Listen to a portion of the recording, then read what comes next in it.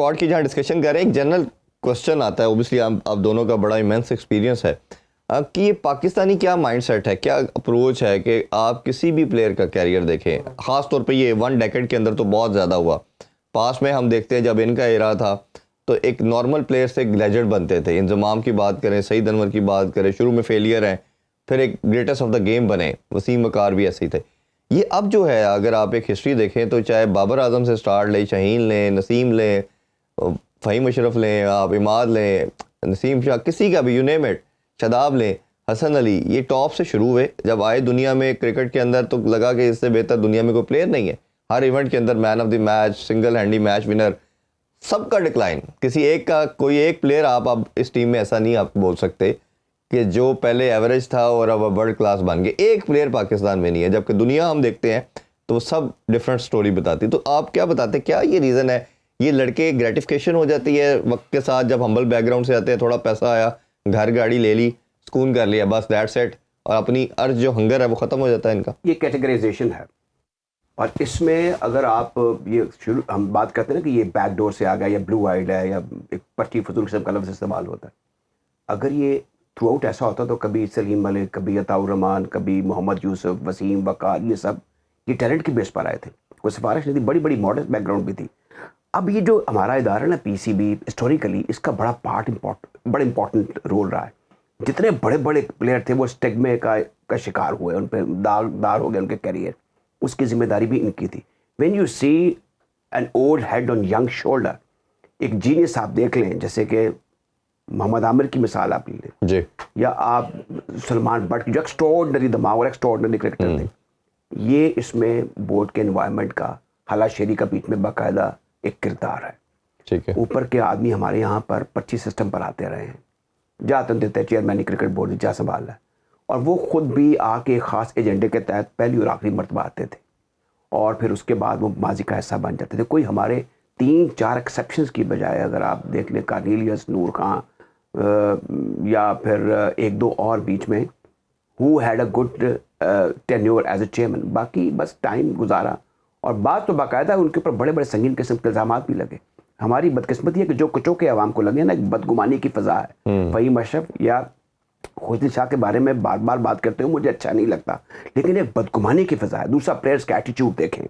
अभी आपने अम्हाद का जिक्र किया, मैं 2016 में इसको देख रहा था, मैं कहा जो आपने बात की, मैंने कहा यार ये बड़ा अच्छा ऑलराउंडर है, लेकिन वो फिर आकर उन्होंने जो कुछ किया, वो तकाज़ी, जब भी आपने जिक्र किया ना साउथ अफ्रीका का या आपने इंडिया का जिक्र, वहाँ पर जो पैट्रियोटिज्म है, डेडिकेशन जो है, सिंसियरिटी ऑफ पर्पस है, वो उनकी घुट्टी में होता। हमारे यहाँ पर बदकिस्मती से इसको भी समझ लिया गया कि जो क्रिकेट खेलना है ये भी कोई FIA की नौकरी है, ये कोई इनकम टैक्स की नौकरी है, ऐसे भी पुलिस की नौकरी है, माल बढ़ाना है, माल बढ़ाओ।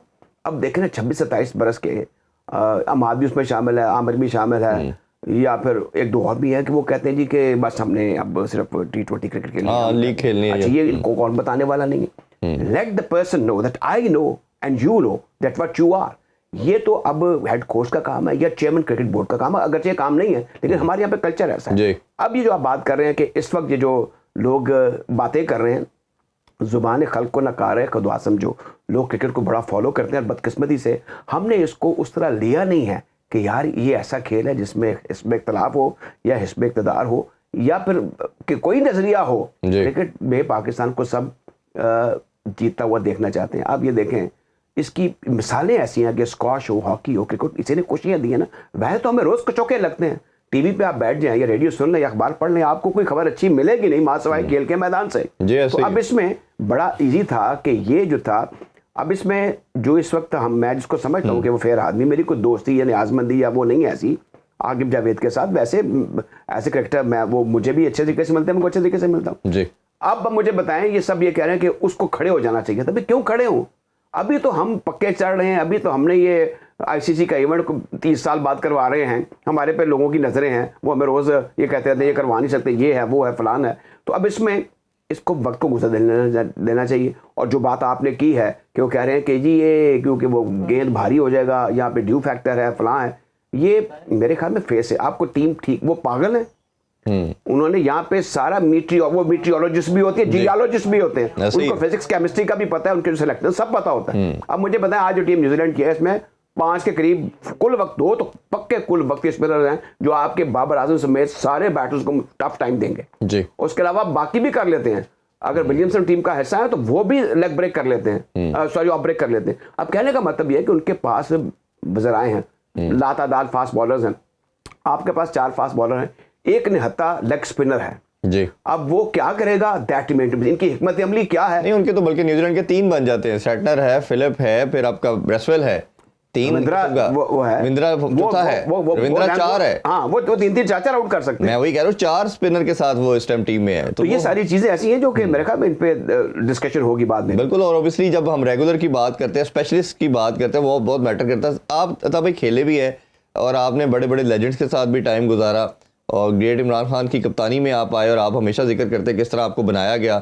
ऑब्वियसली हम क्रिकेट की बात करते हैं तो क्रिकेट के अंदर जो भी है, वसीम अकरम के साथ आप खेले, ये बहुत बड़ा एक फाइनल पाकिस्तान के कैप्टन है। तो ये लड़कों का अब क्या माइंडसेट है कि एक इतनी जल्दी अपनी उनके अंदर से वो हंगर या खत्म हो जाती है?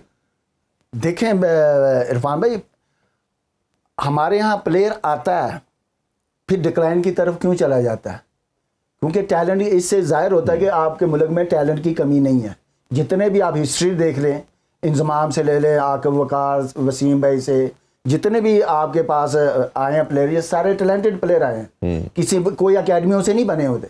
पाकिस्तान में प्लेयर पैदा होते हैं, बनाए नहीं जाते। ये बात आप लिख के इनके गले में डाल दीजिएगा, ठीक है? तो फिर अगर ये प्लेयर बनाते हैं, प्लेयर तो आया था, बाबर आजम आया था, बनाया, उसने परफॉर्म किया। आपकी कोचेज इतने अच्छे थे तो 2.5 साल से तो उसने 50 भी नहीं किया था। तो फिर इनको पकड़े ना, क्योंकि भाई कोचिंग किसके, ये किताबी कोच हैं, यही तो समझ नहीं आ रही इन लोगों को। वसीम अकरम ने कहा ना कि उन्हें ओपन कराई जाए। नहीं, वो तो मैं बात करता हूँ ना, कोचेज की मैं बात करता हूँ।